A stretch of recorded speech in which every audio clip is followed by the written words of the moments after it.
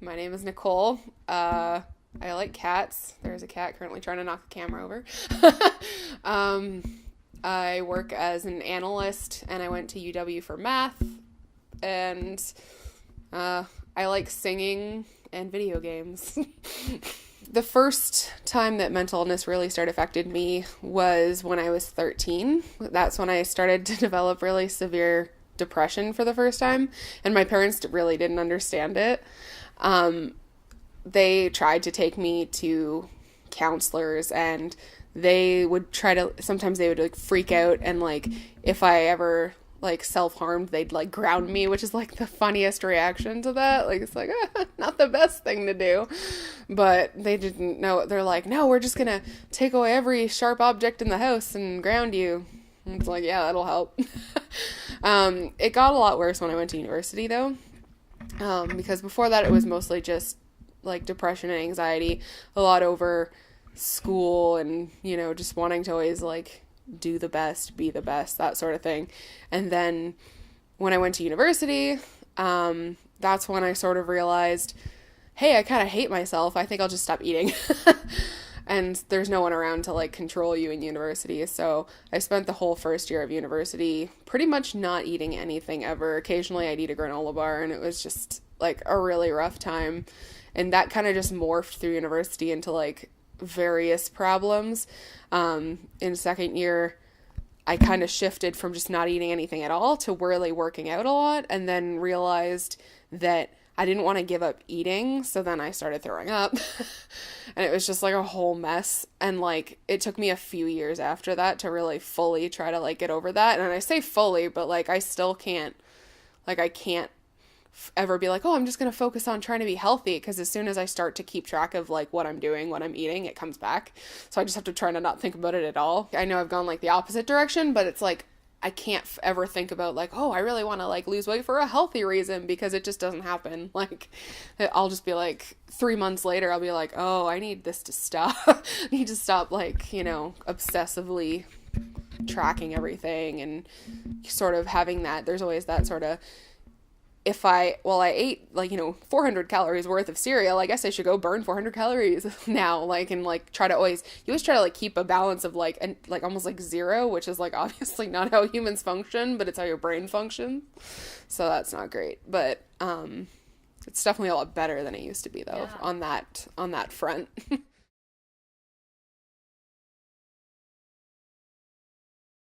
I think there wasn't really like, medications have helped me with a lot of my other issues. I wouldn't say that anything specific sort of helped me with that. It's kind of almost morbid in a way, because what correlates with my eating disorder going away is having a lot of really terrible stuff happen to me.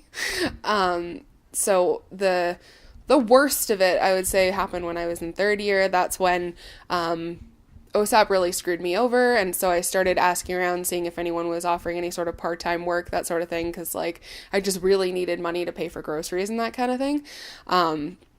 And then that's when I got pulled into the whole sort of like human trafficking scheme in London, which was horrible.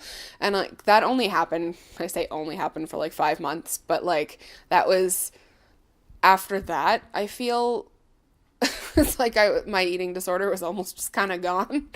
And I think part of me just was like, it's like a weird morbid, like I don't want anyone to see me as attractive anymore, which is what obviously like a large part of my like eating disorder had been focused around, is like, no one has ever found me attractive like growing up, like I want to like be attractive now, and then like spend all those years going through all that like hell, and then that happens and I'm like, you know what, I don't I don't want anyone to notice me like ever again. So unfortunately I don't think it was ever like a good thing that helped me get out of eating disorders, but I definitely having better friends around has helped, like, to ever keep me from really going back.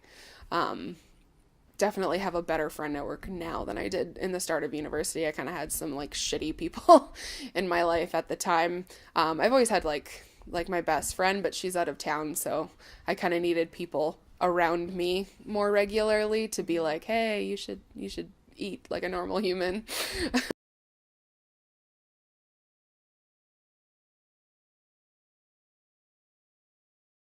Honestly, that it's not, one, that it's not worth it.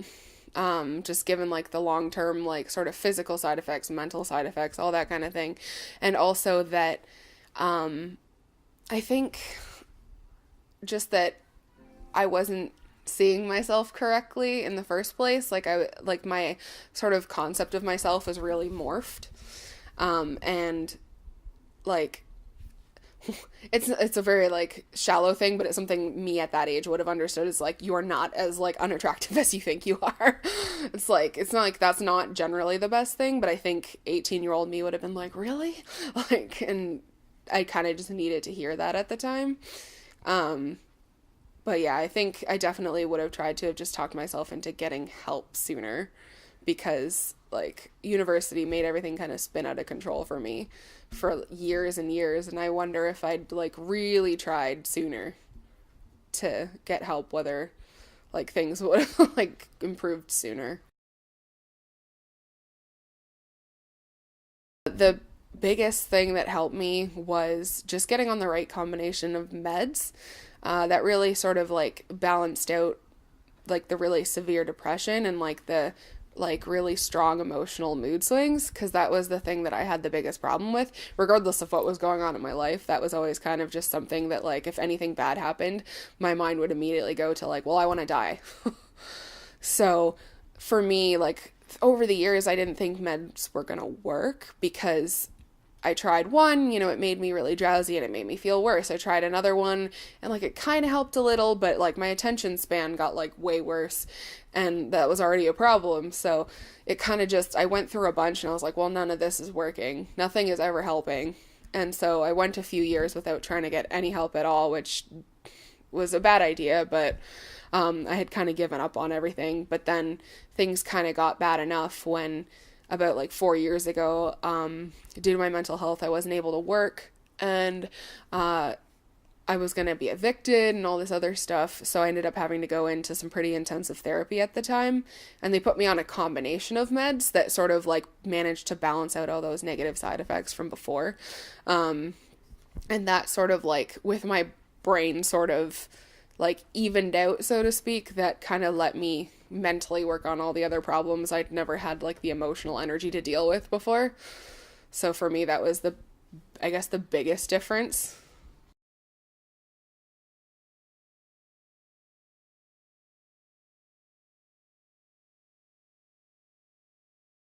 My biggest warning about that is people really don't think that that happens here at all, and like it's something that's seen as happening in like really terrible areas, and it only happens to like very specific groups of people, and like you'd never think that like just in like a normal, you know fairly like people see as safe town, like university students not seen as a particularly like targeted group of something like that. You'd expect more like very like poor areas or very this or that, but they'll take advantage of whoever they can like sort of get advantage of. So it's like it's really important to, I mean, unfortunately, I guess you just have to be really really careful of who you ever associate with, which is not something that is ideal, and it's terrible that it is that way, but unfortunately that's kind of how it is. And also I really wish that personally that I'd reached out for help sooner, because the thing that I didn't know about it all, and the thing that they kept me tied into it for so long, was that they convinced me that because they'd brought me into that situation, that then if I ever left, they could be like, oh well, you accepted money from us for like a sexual favor, even though it like wasn't my choice. Like I would then be like, at 19 I was like, well, that's a crime, right? Like I don't want to be the one being like, they can go tell the cops that I did that. And then like I always just thought that I couldn't get away from them because like I didn't want to get in trouble. But the fact is that when you're on like the victim's end of that, in general, like 99% of the time, the cops will be relatively decent about it, because, you're not the problem. Like the people like trying to basically like mentally hold you hostage are the problem. So like they won't do anything to you. I'd say in general, my mental health is in a much better place. In terms of, I haven't, my depression's been a lot better for the past year, year and a half, especially. And that's when I was able to go back to school and then get a really good job, even though I never thought I'd be able to really work, because before that I was on ODSP because I just couldn't, like, I couldn't function going into like a lot of full time work with my depression at its worst. And the only thing that, I mean, I guess comes back, and it did recently, was my PTSD from everything that has happened with having to go for work to the building across the street from where all of that stuff happened. It was definitely a challenge. Like, I had a pretty severe like relapse for that whole week, but like coming out of that, like, I'm glad that I was able to go there and do what I had to do, and I was okay. And I mean, that's something I don't know if, like, I'm not sure that, like, PTSD ever really fully goes away, but it's definitely something that you can sort of work through, and, like, it becomes less and less over time. Like, it's less frequent that things sort of flare up and bother you. And when I was in London, I was able to get through the whole thing without sort of having a panic attack, which I thought was just really like great. Like, I was really happy.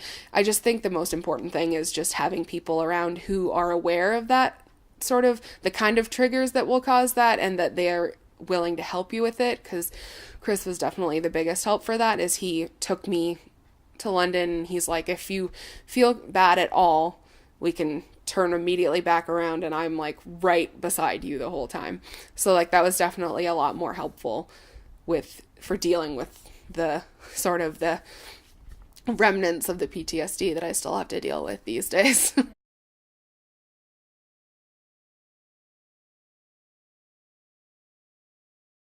Get help sooner than later.